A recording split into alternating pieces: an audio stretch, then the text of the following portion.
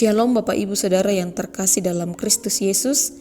Selamat pagi dan selamat menikmati hidup anugerah Tuhan di hari baru ini, Selasa 4 Mei 2021. Seperti biasanya kita akan membaca dan merenungkan firman Tuhan. Bacaan kita hari ini berdasarkan bacaan harian gereja atau raja, yaitu dari Yakobus pasal 3 ayat 13 hingga ayat 18. Yakobus pasal 3 ayat 13 hingga ayat 18. Mari kita berdoa.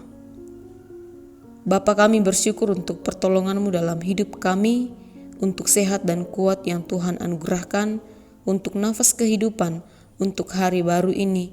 Tuhan boleh mempercayakan kami untuk menjalani kehidupan di hari baru ini.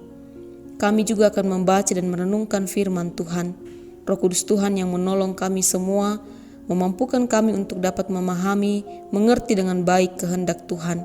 Biarlah kami dimampukan untuk tidak salah mengerti, melainkan sungguh-sungguh kami boleh beroleh hikmat daripada Tuhan untuk memahami kehendak-Mu.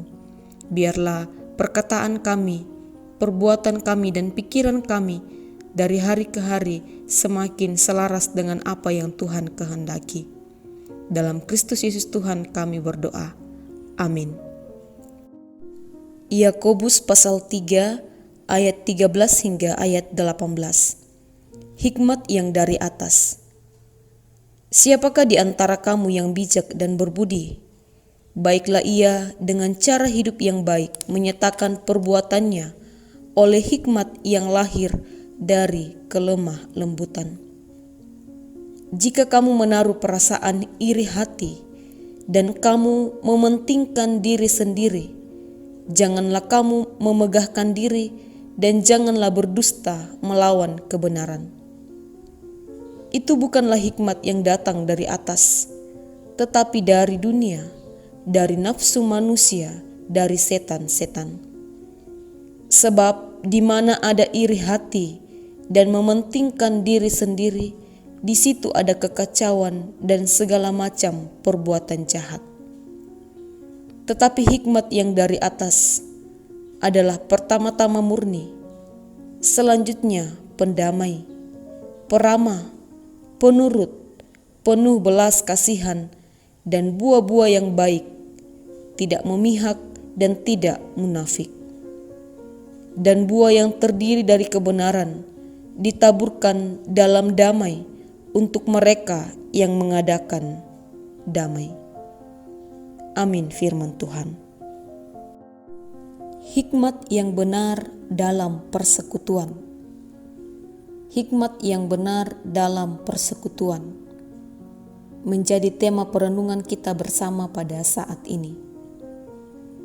Bapak Ibu Saudara, sebagai orang percaya, kita tidak hidup sendiri di dunia ini, melainkan kita hidup dalam persekutuan bersama dengan orang-orang percaya yang lain. Kita disatukan dalam suatu komunitas, yakni gereja. Secara khusus, sebagai jemaat Tuhan orang percaya di lingkup Sion Makale, kita dipersatukan di dalam jemaat Sion Makale. Tentu dalam persekutuan kita bersama, terdapat banyak perbedaan karakter dan cara berpikir di dalamnya. Ada orang yang berkepribadian tegas, ada juga yang banyak bicara, namun ada pula yang lemah dan sedikit bicara. Ada yang cepat emosi, ada pula yang cepat berperasaan dan tersinggung. Ada yang cekatan, namun ada juga yang sebaliknya. Dan berbagai macam perbedaan kepribadian atau karakter yang lainnya. Dalam perbedaan karakter atau kepribadian ini atau cara berpikir ini, dibutuhkan hikmat yang benar agar kehidupan bersesama di dalamnya menghasilkan dampak yang baik bagi setiap orang yang percaya, baik yang ada di dalam maupun yang ada di luar persekutuan kita. Hikmat yang benar merupakan hikmat yang dari atas atau hikmat yang dari Allah. Jika kita menggunakan hikmat tersebut dalam persekutuan, maka akan menghasilkan kedamaian. Sebaliknya, jika kita menggunakan hikmat yang salah atau hikmat dari dunia yang dijelaskan perbedaannya dalam pembacaan kita hari ini, maka akan menghasilkan kekacauan dan tidak ada damai sejahtera. Hikmat dunia adalah suatu kebodohan bagi Allah. Jelas dalam 1 Korintus 3 ayat 19.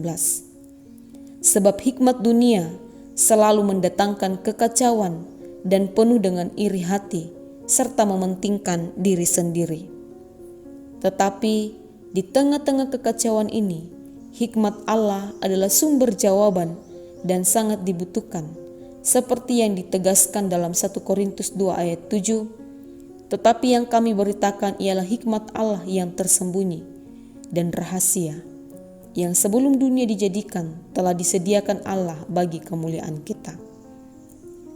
Bapak Ibu Saudara, dalam pembacaan kita hari ini, Yakobus memulainya dengan sebuah retorika, bahwa sesungguhnya orang yang berbijak dan berbudi adalah orang yang mengikuti dan menghidupi hikmat dari Allah. Sebaliknya, mereka yang mengaku bijak dan berbudi, tetapi hidup dalam hikmat dunia, yakni iri hati, mementingkan diri sendiri, dan memegahkan diri, mereka sesungguhnya adalah pendusta. Mari Bapak Ibu Saudara yang terkasih, dalam kehidupan persekutuan kita, khususnya dalam komunitas di gereja, juga di tempat kerja, di rumah, dan di komunitas-komunitas yang lain, mari gunakan hikmat Allah di dalam berelasi. Jika kita menggunakan hikmat tersebut, maka akan tercipta kedamaian dan kesatuan yang baik di balik perbedaan karakter, cara berpikir dan berbicara. Hikmat dari Allah pertama-tama ialah murni, artinya tidak termotivasi untuk mementingkan diri sendiri, tetapi termotivasi karena mengasihi Allah. Hikmat yang kedua ialah pendamai. Maksudnya ialah hikmat itu bukan untuk memecah belah satu dengan yang lainnya atau mengkambing hitamkan orang lain, melainkan membawa damai dan memberikan jawaban. Yang selanjutnya ialah peramah, penurut, penuh belas kasihan, tidak memihak dan tidak munafik.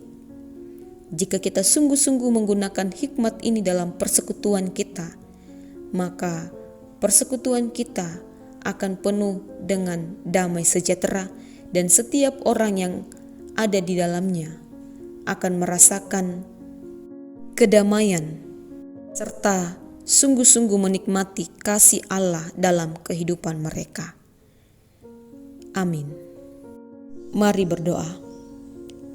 Kami mensyukuri ya Tuhan untuk firman-Mu yang boleh menyapa kami di pagi ini.